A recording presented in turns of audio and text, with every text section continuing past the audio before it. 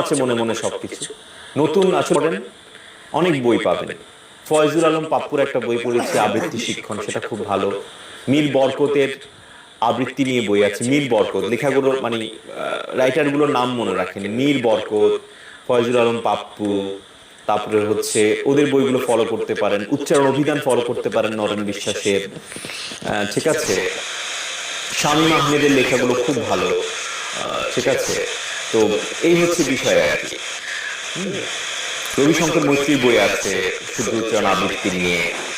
হ্যাঁ, ভাস্কর বন্দ্যোপাধ্যায়ের বই আছে। ওনাদের নামগুলো একটু সার্চ করলেই কিন্তু আপনারা পেয়ে যাবেন, ওনাদের বইগুলো কালেক্ট করতে পারবেন।